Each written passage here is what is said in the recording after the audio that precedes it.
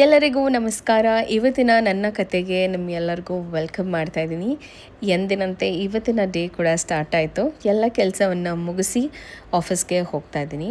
ಇವತ್ತು ನನ್ನ ಡೇ ಹೇಗೋಯ್ತು ಅನ್ನೋದಕ್ಕಿಂತ ಹೆಚ್ಚಾಗಿ ಒಂದು ಇಂಪಾರ್ಟೆಂಟ್ ವಿಷಯದ ಬಗ್ಗೆ ನಿಮ್ಗಳ ಜೊತೆ ಮಾತಾಡೋಣ ಅಂತ ಹೇಳಿ ಬಂದಿದ್ದೀನಿ. ಆ್ಯಂಡ್ ಇದು one of the requested video ಅಂತ ಕೂಡ ಹೇಳ್ಬೋದು. ಸೊ ಬನ್ನಿ ಇವತ್ತಿನ ಡೇ ಹೇಗೋಯ್ತು ಅಂತ ನೋಡ್ತಾ ಇರಿ. ಹಾಗೆ ನಾನು ಏನು ಹೇಳ್ತಾ ಇದ್ದೀನಿ ಅಂತ ಕೇಳಿಸ್ಕೊಂಡ್ರೆ ಅಷ್ಟೇ ಸಾಕಾಗುತ್ತೆ.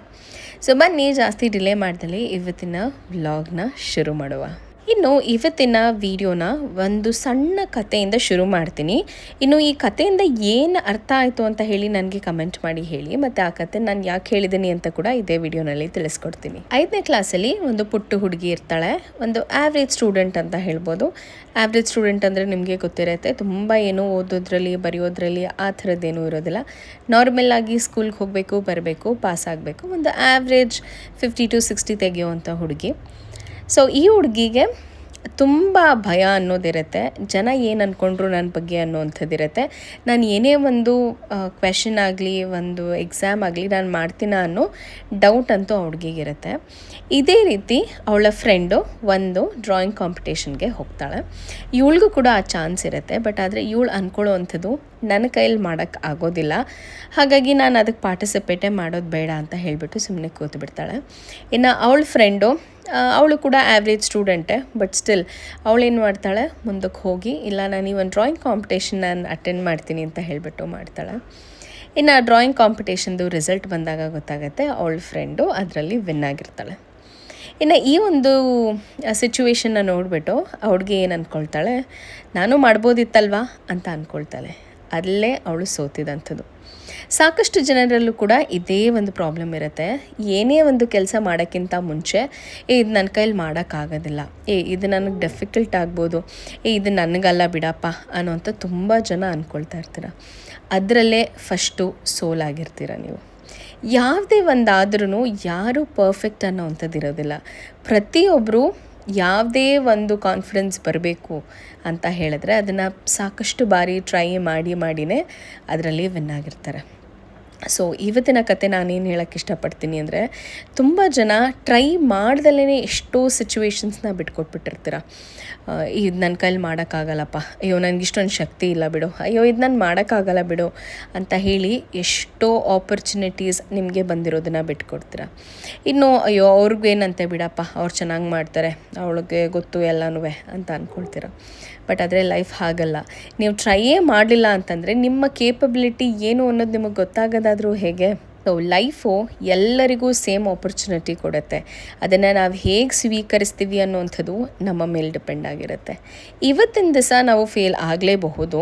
ಬಟ್ ಆ ಫೇಲ್ಯೂರ್ನ ನಾವು ಇನ್ಯಾವತ್ತೂ ನಾವು ಪಾಸ್ ಆಗೋದಿಲ್ಲ ಅಥವಾ ಇನ್ಯಾವತ್ತೂ ನಾವು ಅದನ್ನು ಅಚೀವ್ ಮಾಡೋಕ್ಕಾಗೋದಿಲ್ಲ ಅಂತ ಅಂದ್ಕೊಳ್ಬಾರ್ದು.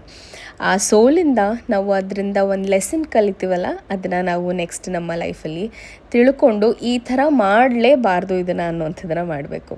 ಇದಕ್ಕೆ ಒಂದು ಎಕ್ಸಾಂಪಲ್ ಏನು ಅಂತ ಹೇಳಿದ್ರೆ, ಯೂಶಲಿ ಈ ಸೈಂಟಿಸ್ಟ್ ಎಲ್ಲ ತುಂಬ ಬುದ್ಧಿವಂತರಪ್ಪ ಅಂತ ಅಂದ್ಕೊಳ್ತೀವಿ. ಆ್ಯಕ್ಚುಲಿ ಅವರಷ್ಟು ಫೇಲ್ ಆದವರು ಮತ್ತೊಬ್ಬರು ಇರೋದೇ ಇಲ್ಲ ಅಂತ ಹೇಳ್ಬೋದು.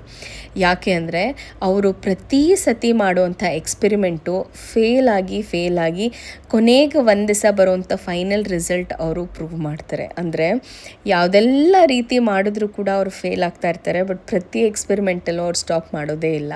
ಹಾಗೆ ನಮ್ಮ ಜೀವನದಲ್ಲೂ ಕೂಡ ಸಾಕಷ್ಟು ಬಾರಿ ಸಾಕಷ್ಟು ಕಾಂಪಿಟೇಷನು, ಪ್ರತಿಯೊಬ್ಬರಿಗೂ ಅವ್ರದ್ದೇ ಆದಂಥ ಕಷ್ಟಗಳಿರುತ್ತೆ.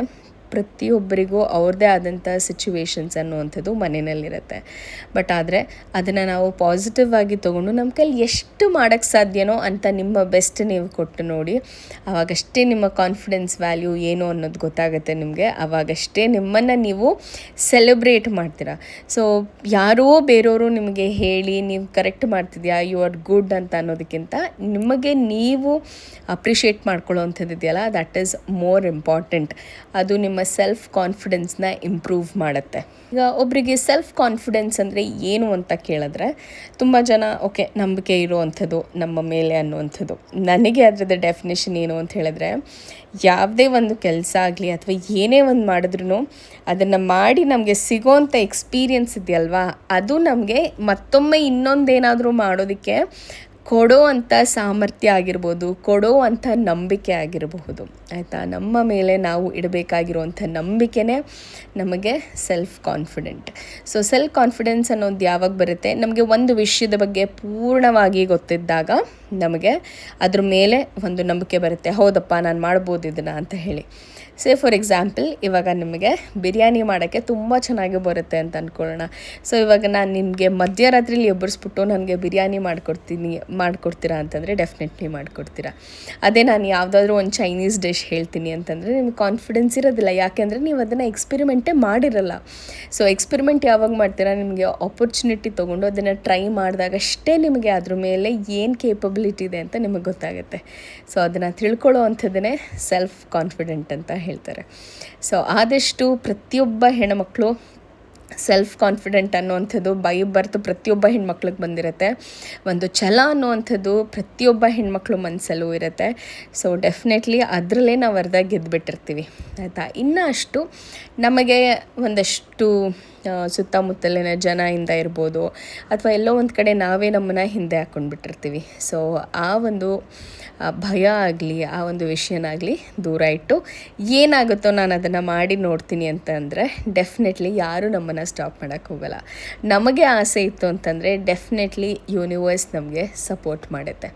ಸೊ ಇನ್ನು ಮುಂದೆ ಎಲ್ಲರೂ ಪ್ರತಿಯೊಂದು ಯಾವುದೇ ಒಂದು ಚಾನ್ಸ್ ಸಿಕ್ಕಿದ್ರು, ಒಂದು ಒಳ್ಳೆ ಚಾನ್ಸ್ ಸಿಕ್ಕಿದ್ರೆ ಖಂಡಿತ ಬಿಡೋಕ್ಕೆ ಹೋಗಬೇಡಿ, ಅದನ್ನು ಪ್ರೂವ್ ಮಾಡಿ ತೋರಿಸಿ. ಸೊ ಇವತ್ತಿನ ಕತೆ ನಿಮ್ಗೆಲ್ಲರಿಗೂ ರಿಲೇಟ್ ಆಗುತ್ತೆ ಅನಿಸುತ್ತೆ. ಎಲ್ಲೋ ಒಂದು ಕಡೆ ಯಾವುದೋ ಒಂದು ಪಾಯಿಂಟಲ್ಲಿ ನಮ್ಮನ್ನು ನಾವು ಹಿಂದೆ ಇಟ್ಕೊಂಡ್ಬಿಡ್ತೇವೆ, ಇದು ನನ್ನ ಕೈಯಲ್ಲಿ ಆಗಲ್ಲ, ಅಯ್ಯೋ ಮಕ್ಳು ಇಟ್ಕೊಂಡು ಏನು ಮಾಡೋಕ್ಕಾಗುತ್ತೆ ಅಂತ ರೀಸನ್ಸ್ ಹುಡ್ಕೊಳ್ಳೋದಕ್ಕಿಂತ ಹೆಚ್ಚಾಗಿ ಮಕ್ಳ ಜೊತೆ ಇದ್ಕೊಂಡೆ ಅಥವಾ ಇನ್ನೂ ಒಂದೇನೋ ಒಂದು ಮಾಡಿಕೊಂಡೆ ನಾನು ನನ್ನ ಲೈಫ್ನ ಡಿಫೈನ್ ಮಾಡ್ಕೊಳ್ಬೋದು ಅಥವಾ ನನ್ನ ಲೈಫ್ನ ಇನ್ನೂ ಹೇಗೆ ಚೆನ್ನಾಗಿ ಬ್ಯೂಟಿಫೈ ಮಾಡ್ಕೊಳ್ಬೋದು. ಇಲ್ಲ ನಿಮ್ಮ ಓನ್ ಫೀಲ್ಡಲ್ಲಿ ಸೇ ಫಾರ್ ಎಕ್ಸಾಂಪಲ್ ಈಗ ನನಗೆ ಅನಿಸೋ ಅಂಥದ್ದು, ನಾನು ಹೆಣ್ಣು ಮಕ್ಕಳನ್ನ ಹಿಡ್ಕೊಂಡು ಹೆಂಗಪ್ಪ ಕೆಲಸಕ್ಕೆ ಹೋಗಲಿ, ಏನು ಮಾಡಲಿ, ನಾನು ಮಾಡೋಕ್ಕಾಗತ್ತಾ ನನ್ನ ಕೈಯಲ್ಲಿ ಅಂತ ಕೂತ್ಬಿಟ್ಟಿದ್ರೆ ಮೋಸ್ಟ್ಲಿ ನನ್ನ ಕೆರಿಯರ್ ಬ್ರೇಕ್ ಆಗಿ ಕೂತ್ಕೊಂಡ್ಬಿಡ್ತಿದ್ದೇನೋ, 5.5 ತಿಂಗಳಿಗೆ ಮಕ್ಕಳನ್ನ ಬಿಟ್ಟು ಹೋಗೋದು ಹೇಗೆ ಅಂತ. ಬಟ್ ಎಸ್, ಡೆಫಿನೆಟ್ಲಿ ಒಂದು ಫ್ಯಾಮಿಲಿ ಸಪೋರ್ಟ್ ಅನ್ನೋವಂಥದ್ದು ಬೇಕಾಗತ್ತೆ. ಸೊ ನೀವು ಕೂಡ ನಿಮ್ಮ ಫ್ಯಾಮ್ಲಿನ ಅರ್ಥ ಮಾಡ್ಕೊಳ್ಬೇಕು ಆ್ಯಂಡ್ ನಿಮ್ಮ ಫ್ಯಾಮ್ಲಿ ಕೂಡ ನಿಮ್ಮ ನೀಡ್ಸ್ನ ಅರ್ಥ ಮಾಡ್ಕೊಳ್ಬೇಕು. ಸೊ ಇದೆಲ್ಲನೂ ಹೇಗಾಗುತ್ತೆ ಅಂದರೆ ಒಂದು ಹೊಂದಾಣಿಕೆ ಅಂತ ಹೇಳಿ. ಸೊ ಹಾರ್ಮೋನಿ ಇದ್ದರೆ ಮನೆಯಲ್ಲಿ ಡೆಫಿನೆಟ್ಲಿ ಒಬ್ರಿಗೆ ಒಬ್ಬರು ಅರ್ಥ ಮಾಡ್ಕೊಳ್ಳೋವಂಥದ್ದು ಇಸ್ ವೆರಿ ಇಂಪಾರ್ಟೆಂಟ್ ಆಗುತ್ತೆ. ಒಂದು ಪುಟ್ಟ ಕತೆ ಹಾಗೂ ನನಗೆ ತಿಳಿದಿದ್ದಂಥದ್ರ ಬಗ್ಗೆ ನಾನು ನಿಮಗೆ ತಿಳಿಸ್ಕೊಟ್ಟಿದ್ದೀನಿ. ಇದರಲ್ಲಿ ಏನಾದರೂ ತಪ್ಪು ಅಥವಾ ನಾನು ಹೇಳ್ತಾರೆ ಅದು ಸರಿ ಇಲ್ಲ ಅಂತ ಅನಿಸಿದ್ರೆ ದಯವಿಟ್ಟು ಕ್ಷಮಿಸಿ. ಆ್ಯಂಡ್ ನನಗೆ ಅನಿಸಿದಂಥ ಒಂದು ವಿಚಾರ ನನ್ನ ಜೊತೆ ಶೇರ್ ಮಾಡಿಕೊಂಡೆ. And this is one of the video ಕೂಡ ಸೆಲ್ಫ್ ಕಾನ್ಫಿಡೆನ್ಸ್ ಬಗ್ಗೆ ಹೇಳಿ ನೀವೇನು ಅನ್ಕೊತೀರಾ ಅಂತ ಹೇಳಿ. So I thought I will make this video ಅಂತ ಹೇಳಿ. ಸೊ ಐ ಹೋಪ್ ನಿಮಗೆ ಕೂಡ ರಿಲೇಟ್ ಆಗಿದೆ, ಒಂದು ಸ್ವಲ್ಪನಾದರೂ ಮೋಟಿವೇಟ್ ಆಗಿದೆ ಅಂತ ಅಂದ್ಕೊಳ್ತೀನಿ. So yes, back to my routine. ಬೆಳಗ್ಗೆನೇ ಎದ್ದು ಭೈರವ್ನೆಲ್ಲ ಎಬ್ಬರಿಸಿ ಅಚ್ಚು ಕೂಡ ಎದ್ಬಿಟ್ಟಿದ್ದ. ಇನ್ನು ಇವತ್ತು ಮಶ್ರೂಮ್ ಗ್ರೇವಿ ಚಪಾತಿ ಮಾಡಿ ಕೊಟ್ಟಿದ್ದೆ ಭೈರವ್ಗೆ ಬೆಳಗ್ಗೆ ಬ್ರೇಕ್ಫಾಸ್ಟ್ಗೆ.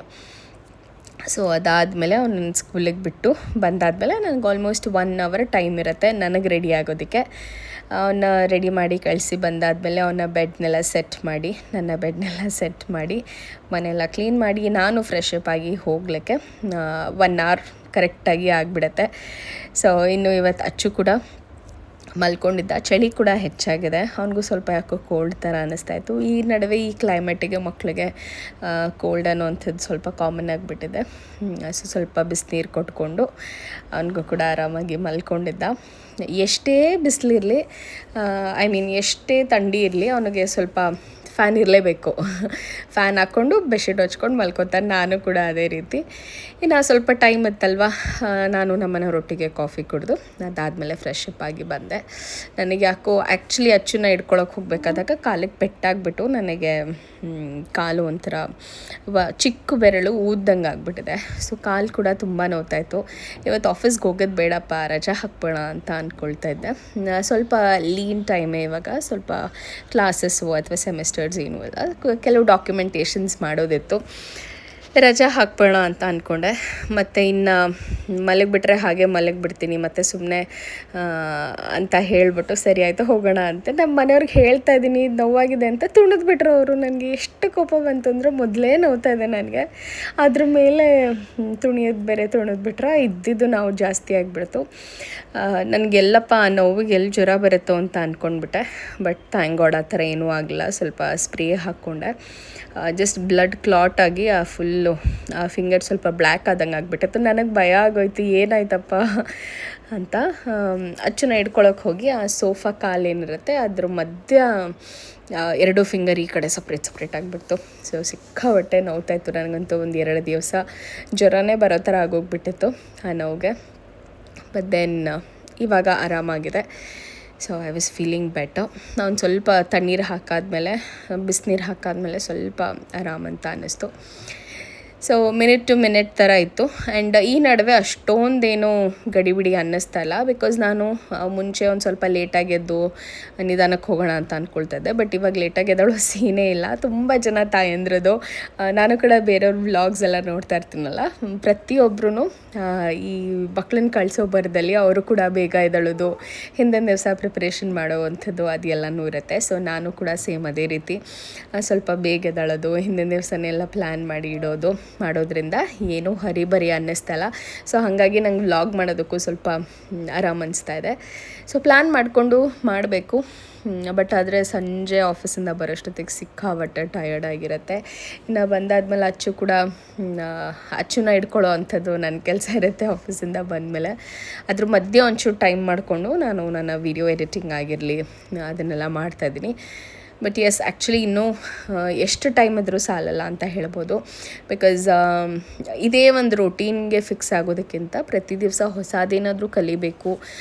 May be either in technology ಆಗಿರ್ಬೋದು ಅಥವಾ ಒಳ್ಳೆ ವಿಷಯಗಳನ್ನ ತಿಳ್ಕೊಳ್ಳೋವಂಥದ್ದು is very very important. So ಪ್ರತಿ ದಿವಸ ಅಟ್ಲೀಸ್ಟ್ ಹೇಳ್ತಾರಲ್ಲ, ಒಂದು ಹೊಸ ವರ್ಡ್ ಕಲಿಯೋ ಥರ ಒಂದು ಹೊಸ ವಿಷಯದ ಬಗ್ಗೆ ತಿಳ್ಕೊಂಡ್ರೆ ನಮ್ಮನ್ನು ನಾವು ಬೆಳೆಸ್ಕೊಳ್ತೀವಿ. ಆ್ಯಂಡ್ ನಮಗೆ ಇರುವಂಥ ನಾಲೆಡ್ಜ್ ಇನ್ನೂ ಬೆಳೀತಾ ಹೋಗುತ್ತೆ. ಸೊ ಸಾಕಷ್ಟು ವಿಷಯಗಳಿದೆ ಪ್ರಪಂಚದಲ್ಲಿ ತಿಳ್ಕೊಳ್ಳೋವಂಥದ್ದು, ಅರ್ಥ ಮಾಡ್ಕೊಳ್ಳೋವಂಥದ್ದು. ನಮ್ಮ ದಾರಿ ಯಾವಾಗಲೂ ಒಳ್ಳೆಯದ್ರ ಕಡೆನೇ ಸಾಗಲಿ ಅಂತ ಹೇಳೋದಕ್ಕೆ ಇಷ್ಟಪಡ್ತೀನಿ. ಇಷ್ಟನ್ನ ಹೇಳ್ತಾ ಆಫೀಸು ಕೂಡ ಹೊರಟೆ, ಕಾಲೇಜ್ ಕೂಡ ಬಂತು. And as this is how my day started. And ಎಲ್ಲ ಕೆಲಸವನ್ನು ಮುಗಿಸಿ ಆರಾಮಾಗಿ ಖುಷಿಯಾಗಿ ಪ್ರತಿ ದಿವಸ ಒಂದು ಖುಷಿಯಾಗಿ ಸ್ಟಾರ್ಟ್ ಆಗಲಿ, ಖುಷಿಯಾಗಿ ಎಂಡ್ ಆಗಲಿ. ನಮ್ಮ ಕೆಲಸದಿಂದ ಒಂದು 10 ಜನಕ್ಕಾದರೂ ಯೂಸ್ಫುಲ್ ಆದರೆ ದಟ್ಸ್ ವೆರಿ ವೆರಿ ಗುಡ್. ಮತ್ತು ನಮಗೆ ಕೂಡ ಖುಷಿ ಆಗುತ್ತೆ. ಸೊ ಎಸ್, ಇದಾಗಿತ್ತು ಇವತ್ತಿನ ವ್ಲಾಗ್. ಐ ಹೋಪ್ ಇವತ್ತಿನ ವ್ಲಾಗ್ ನಿಮಗೆಲ್ಲರಿಗೂ ಇಷ್ಟ ಆಗಿದೆ ಅಂತ ಅಂದ್ಕೊಳ್ತೀನಿ. ಇನ್ನು ಬೇರೆ ವಿಷಯ ಏನು ಕಂಟೆಂಟ್ ಬಗ್ಗೆ ನಾನು ವಿಡಿಯೋ ಮಾಡಬೇಕು ಅಂತ ಹೇಳಿ ನನಗೆ ಕಮೆಂಟ್ ಮಾಡಿ ತಿಳಿಸಿ. ಡೆಫಿನೆಟ್ಲಿ ನನಗೆ ಆ ವಿಷಯದ ಬಗ್ಗೆ ಗೊತ್ತಿತ್ತು ಅಂತಂದರೆ ಖಂಡಿತವಾಗ್ಲೂ ನಾನು ವಿಡಿಯೋನ ಪೋಸ್ಟ್ ಮಾಡ್ತೀನಿ. ಸೊ ಎಸ್, ಫೈನಲಿ ಆಫೀಸಿಗೆ ರೀಚ್ ಆಗಿ ಕೂತ್ಕೊಂಡಾಗ ಒಂದು ದೊಡ್ಡ ಅಚೀವ್ಮೆಂಟ್ ಅಂತ ಅನಿಸುತ್ತೆ. ಪ್ರತಿ ದಿವಸನೂ ಫಸ್ಟ್ ಡೇ ಬೆಳಗ್ಗೆ ಎದ್ದ ತಕ್ಷಣ ಆಫೀಸ್ಗೆ ಹೋಗಿ ಅಲ್ಲಿ ಹೋಗಿ ಕೂತು ನನ್ನ ಲ್ಯಾಪ್ಟಾಪ್ ಓಪನ್ ಮಾಡಿದ ತಕ್ಷಣ ನನ್ನ ಡೇ ಸ್ಟಾರ್ಟ್ ಆಗುತ್ತೆ. ಸೊ ವಾಪಸ್ ಮನೆಗೆ ಬರೋ ತನಕನೂ I literally don't think of anything else. So ಅಲ್ಲಿದ್ದು ಏನಿದೆಯೋ ಅದನ್ನಷ್ಟೇ ಮುಗಿಸ್ಕೊಳ್ತೀನಿ. And that's how the days are going. ಇವತ್ತಿನ ದಿವಸ ತುಂಬಾ ಚೆನ್ನಾಗಿತ್ತು. ಆ್ಯಂಡ್ ಇನ್ನು ಮುಂದೆ ಬರುವಂಥ ದಿವಸಗಳು ಇದಕ್ಕಿಂತ ಇನ್ನೂ ಹೆಚ್ಚಾಗಿ ಚೆನ್ನಾಗಿರುತ್ತೆ ಅಂತ ಹೇಳೋಕ್ಕೆ ಇಷ್ಟಪಡ್ತೀನಿ. ಸೊ ಮತ್ತೆ ಸಿಗ್ತೀನಿ ಮತ್ತೊಂದು ವ್ಲಾಗೊಂದಿಗೆ. ಅಲ್ಲಿವರೆಗೂ ನಮಸ್ಕಾರ, take care, love you all and bye. ಮತ್ತೊಮ್ಮೆ ನಿಮ್ಮೆಲ್ಲರಿಗೂ ಇಷ್ಟೊಂದು ಸಪೋರ್ಟ್ ಕೊಡ್ತಾ ಇರೋದಕ್ಕೆ ಥ್ಯಾಂಕ್ ಯು ಸೋ ಮಚ್.